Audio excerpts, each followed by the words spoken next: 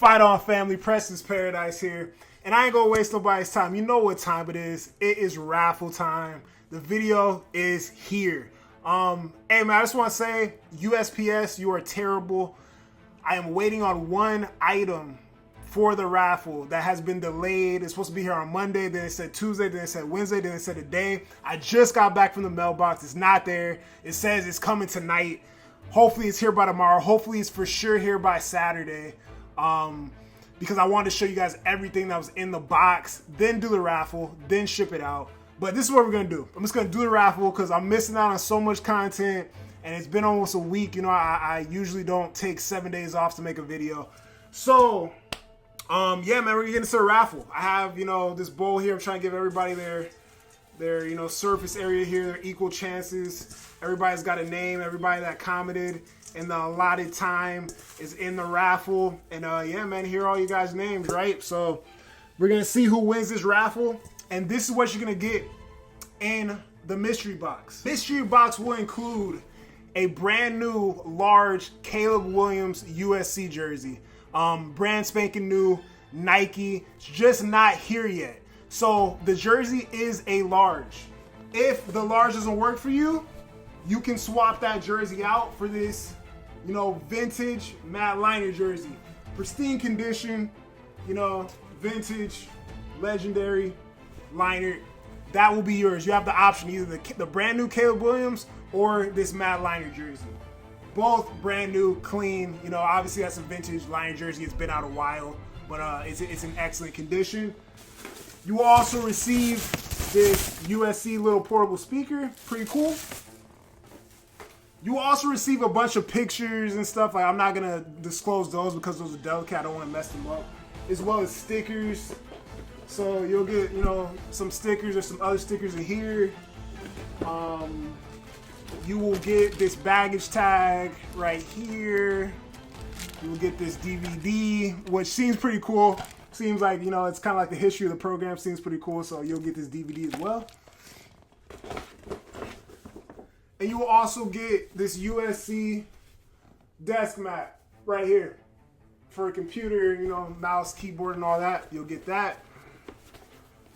And yeah, that's what you will receive. So whoever wins this, you guys just got to let me know. Whoever is the winner, I will DM you. And yeah, you're just going to have to get back to me in 24 hours. And then you can tell me whether you want the Caleb Williams jersey or the Matt Leinart jersey. Mixing up the names, mixing up the names. No rookies, no rookies, no rookies. And the winner, the first Preston's Paradise 1K giveaway is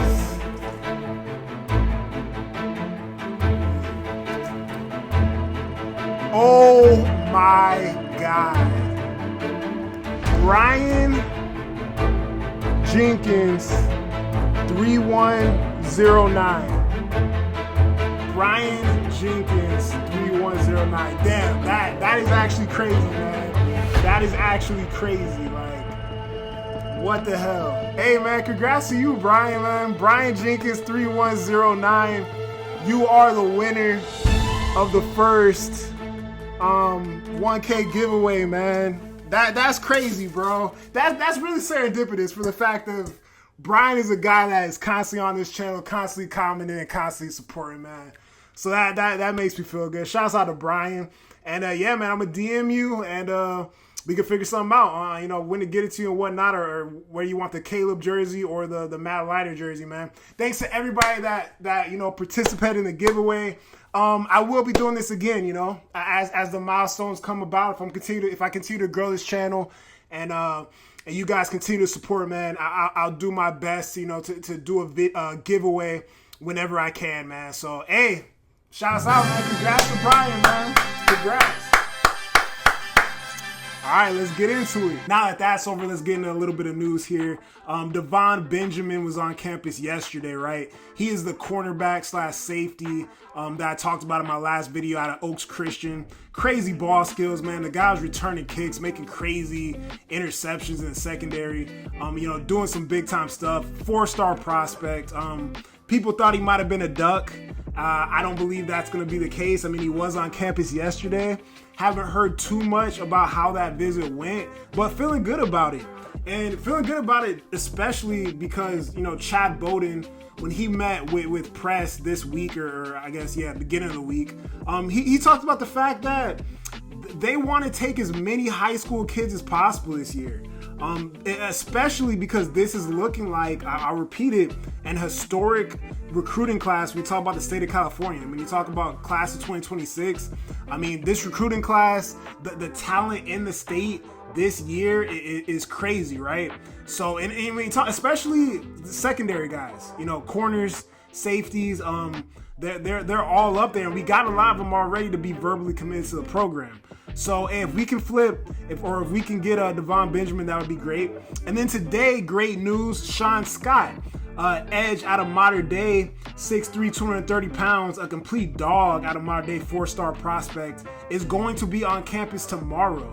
So let's look at the type of athlete that Sean Scott is, right? Sean Scott, man, is an elite prospect, you know, usually seen at outside linebacker or defensive end, but super versatile. Like, look at him go up and get that interception, man. Like, this is not this is not a standard athlete playing high school football here, right? You just see kind of how he moves across the defensive line, uses his body, hyper awareness, especially with the hands, you know, to constantly track the ball throughout the air, cause turnovers, man. The guy is going to get in the backfield, make tackles. He's all over the field. Check him here, covering a wide receiver in space right here and breaking that pass up. Like, this is the type of athlete that is coming to USC's campus tomorrow. And here, you know, traditional spin move inside and get into the quarterback, right? We love to see that. So he'll be on campus tomorrow, and hopefully we can cook, man. Hopefully we can, you know, get a commitment this weekend. That'd be a great treat for everybody. So that's the visits I wanted to highlight. Now I want to talk about a couple of teammates that they're elite prospects out there at Sarah High School in Gardena. Okay, so these are the teammates I was talking about. On the left, you have Duve Williams, class of 2027, defensive back, cornerback, the number one corner in the 2027 class at this point, top 5 player in the 2027 class at this point. Then on the right, you got Kyrie Wilder. He was a guy that I briefly spoke on in my last video. Was a 3-star prospect. Went out to Rivals camp, completely dominated and manhandled the competition. And now he's a 4-star prospect, top 30 edge in the country at this point. And yeah, man, dude's a dog. So I'm gonna look at some of the film and how these guys really help each other being on the same team, which is pretty crazy. As soon as the video starts, you see my man showing love to SC with the fight on. And you see him here, man, just constantly making plays on the ball, right? He's coming in for that crazy pick off the back end. You know, he's kind of laid out, left his body out there on the field, man. He's laid out, you know, hurting, but he's a dog, man. You see him, he's a lengthy kid. You know, constantly has his eyes on the quarterback's eyes or in the backfield, whatever, you know, just reading things as it goes on.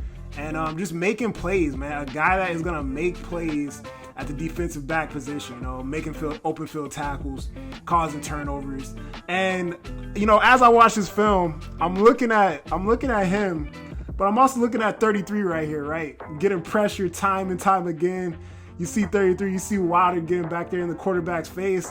And it's no wonder he's able to get these opportunities out here, you know, making these plays, man. It's a match made in heaven to have these cats in the same roster, man. And hopefully they could be on our roster, USC Trojans roster, as time goes on. But let's check out some of Wilder's film and see how he does damage on his defensive line, big number 33. Here's Carl Wilder, man. Get into the quarterback, right? Like, it's got to be a blessing as a defensive back to constantly have quarterbacks under pressure, man. With a cat like Wilder, he's always in the backfield battling on that defensive line and not being touched, right? You see him here with a crazy goal line stand, you know, standing everybody up.